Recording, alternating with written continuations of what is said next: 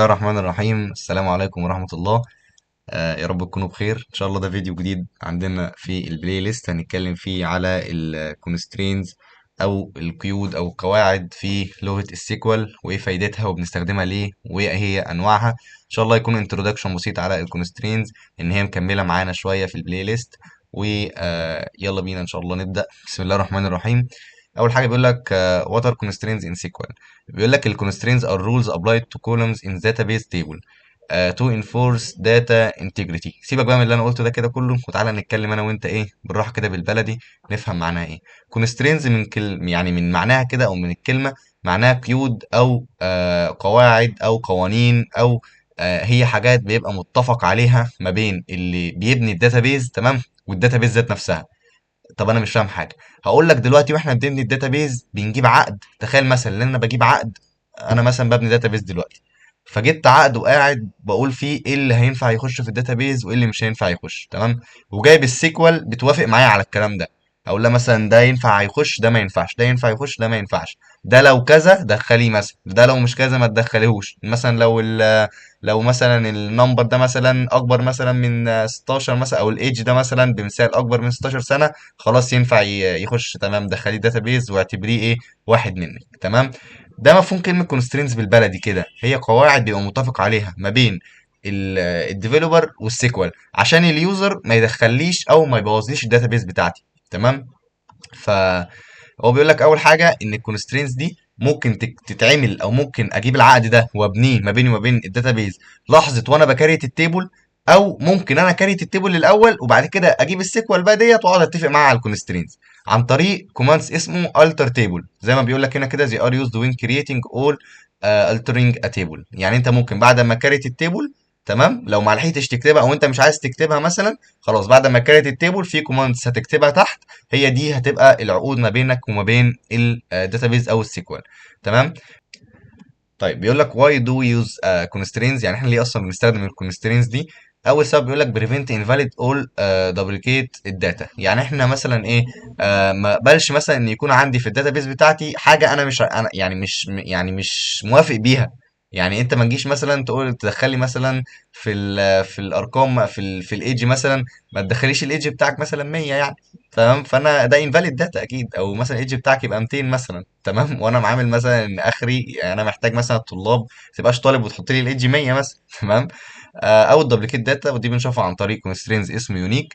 تاني حاجه بيقول لك enforce relationship between tables. ببدا ما بين التيبلز وبعضها انا بيبقى محتاج ريليشن. تعال ناخد اكزامبل كده مثلا انت كستودنت بتعمل انرولمنت او انرول لكورس تمام. فكده في تيبل للستودنت وتيبل للكورس. فانا ما بين الاثنين ببدا اربط ما بينهم عن طريق حاجه او عن طريق constraints اسمه الفورين كي تمام. make sure required data is not left empty. ده عن طريق طبعا الكونسترينز اللي اسمه not null.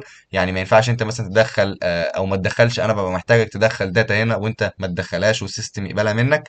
keep data accurate and reliable over time. يعني انت مثلا دلوقتي على مدار الوقت بقى الكونسترينز بتاعتك دي عمرها مثلا ما هتتكسر او مثلا هتعمل عليها ابديت الا لما انت توافق.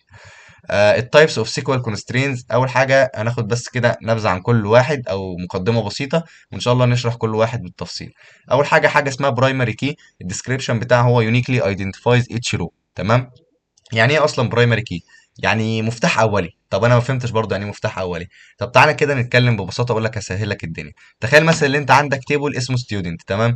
الستودنت دوت عنده اتريبيوتس او كولم من ضمنها الستودنت اي دي والستودنت نيم والستودنت ايج والستودنت موبايل فون والستودنت ادرس وهكذا.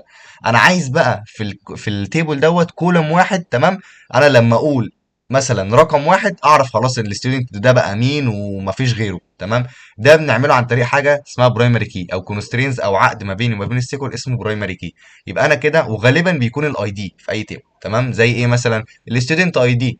هو بيقول لك بقى ان البرايمري كي ده ما دام اتحط كعقد ما بينك وما بين السيكوال على الكولوم الفلاني اللي هو الستودنت اي دي اللي انا لسه قايل عليه دوت. يبقى عمر ما هتلاقي ستودنت اي دي متكرر. يعني عمرك ما هتفتح الداتابيز بتاعتك تلاقي الطالب واحد عنده اي دي رقم واحد مثلا وطالب تاني عنده اي دي برضه رقم واحد تمام. ده كده يبقى البرايمري كي. وفي نفس الوقت مش هيقبل منك ان انت ما تدخلوش. يعني ان انت ما تدخلش جوه التكست فيلد بتاعته ما تدخلوش داتا مثلا ان يلاقي لك مثلا الاي دي بتاعه فاضي لا مش هينفع. ده البرايمري كي. تاني حاجه بيقول لك الفورين كي.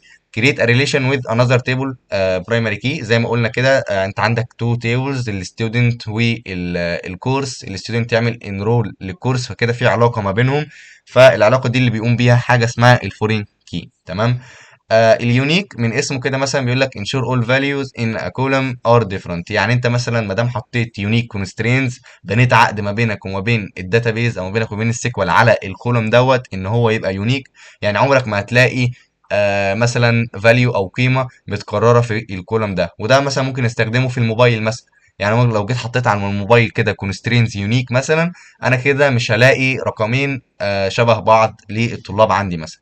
النوت نال طبعا اللي هو بيرفض ان انت تسيبه فاضي، او بيرفض ان انت ما تدخلوش بيانات، بيقول لك ده واجب عليك او ريكوايرد. تمام، انبوت ريكوايرد. تمام. اللي تشيك كونسترينز بيتشيك على ايه؟ مثلا كونديشن معين انت مديهوله، فانت الكونديشن ده اتحقق تمام هيخش الداتابيز، ما اتحققش مش هتخش الداتابيز او مش هعرف اسجلك. ده مثلا لو انت بتسجل طلاب مثلا، فمحتاج الايدج بتاعتهم مثلا تكون اكبر من 16 سنه، لو هو دخل اصغر من كده فمش هيقبل القيمه. الديفولت كونسترينز هو بيقول لك assign a default value if no value is specified during insert. يبقى وانت بتعمل كده مثلا ايه؟ بتعمل انسيرت او بتعمل بتدخل البيانات بتاعتك في التيبل، ومثلا في اسمك مثلا، تعال نتكلم مع ان ده مش بيحصل، بس تعال نتكلم نقول اسمك مثلا انت ما كتبتوش. وده بيحصل في العاب كتير، ان انت مثلا هو بيجنريت ليك اسم عشوائي. تمام. انت جيت مثلا وانت بتدخل اسمك ما دخلش اسمك مثلا، تمام، وسبته فاضي، وانت مش حاطط كونسترين نوت نال. يعني انت لو حاطط نوت نال كده هو مش هيقبل منك اصلا ان انت تسيبه فاضي. انت بس ما سيب... انت مش حاطط الكونسترين دوت اللي هو بتاع نوت نال، وما دخلتش اسمك، بس انت حاطط كونسترين اسمه ديفولت. الديفولت ده بيبقى فيه قيمه لو انت سبت المكان ده فاضي، هي تلقائي بتاساين للكولوم ده، او بتاساين لل مثلا الداتا ديت، او الفاريبل اللي انت كنت سايبه. زي حاجه زي ما قلنا النيم مثلا، انا عندي في السيستم لو مثلا انت ما دخلتليش اسمك، انا هسميك يوزر، خلاص ده كده اسمك. تمام. فدي كانت يعتبر مقدمة بسيطة على التايبس اوف سيكوال كونسترينز، وليه استخدمناها، ويعني ايه اصلا كونسترينز ان سيكوال. ان شاء الله في الفيديو الجاي، او ان شاء الله على مدار البلاي ليست، هنبدأ نتكلم على الانواع ديت بالتفصيل، وهنبدأ ناخد عليها اكزامبل، ونعرف ايه هي السنتكس بتاعتها او بنكتبها ازاي. وان شاء الله اشوفكم الفيديو الجاي. السلام عليكم ورحمة الله وبركاته.